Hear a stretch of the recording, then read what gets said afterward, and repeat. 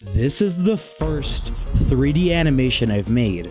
I made this 4-second Blender animation in 130 hours. spread between 4 days. I made this animation for my 3D animation class. It was my final for that class. And you bet I got an A+ on it. Now I'm not going to tell you exactly every single little thing that I did to make this animation, but I'm going to briefly cover the steps I took. So, Let's talk Blender.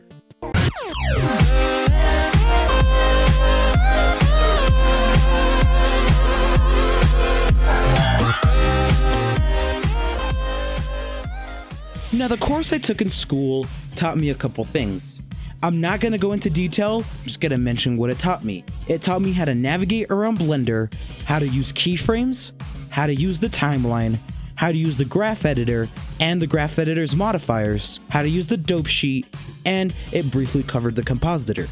So, all these things I learned during the semester course, and it let me make the animation that I'm talking about today. Now, I spent an entire day coming up with ideas on what this should be.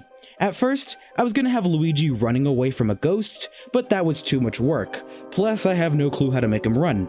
I also had the idea of making him jump and hit a coin brick, but that would also take too long. So I settled on just making him walk a few steps and look at the camera. Simple is okay, no need to go crazy, plus it's just my first 3D animation and I only had 4 days to make it.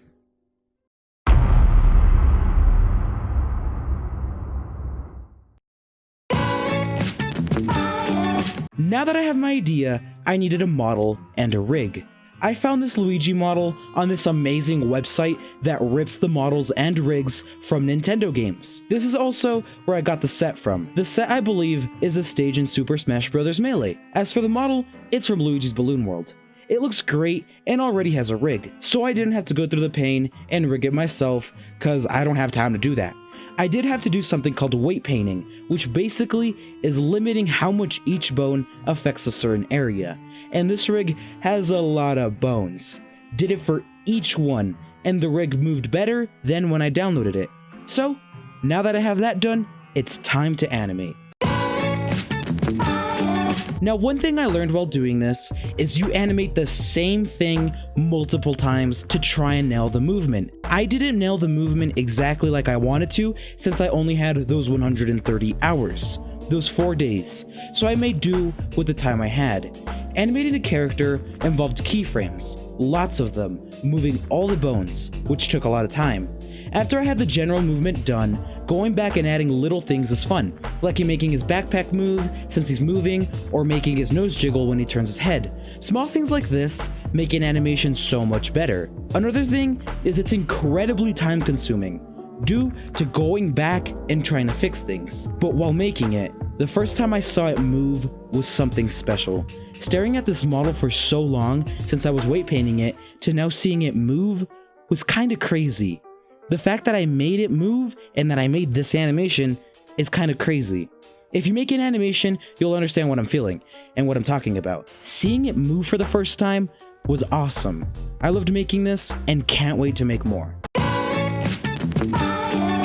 Now, Blender has an actual camera in the scene. Click 0 on the keyboard and you'll see through the camera. You can animate the camera like any other object. So I figured to spice things up, instead of having a static shot, I should move the camera around.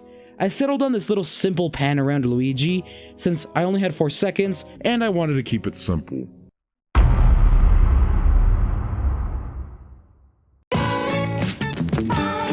Now, the course I did in school didn't mention lighting or teach me how to do lighting.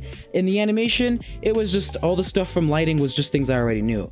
I used a spotlight that was yellow to make the brick kind of glow. I added a point light in front of Luigi that was white to light up his face. And lastly, I added a blue light a little further behind him to add that little blue edge light you see on him. I think it looks great. I'm no lighting expert though, so I can still improve. Now that the animation is done, the camera movement, the lighting, and I have a set, it's time to render. I rendered this on my school's computer, which is not the best. It took 20 hours to render. We left it rendering overnight.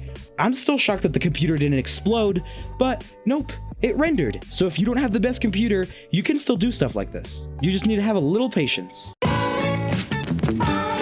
Well, there it is. Just a glimpse of what I went through and learned while making this animation. If you want me to go more in depth with it, like, into the details and show you guys the things I learned, then let me know. We can do this Blender live stream where I teach you guys live and you ask questions and whatever. I think that would be kind of fun.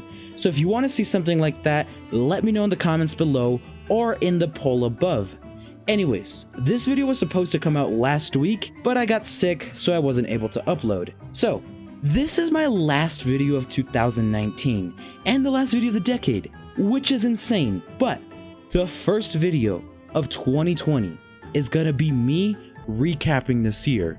So, I hope to see you next week.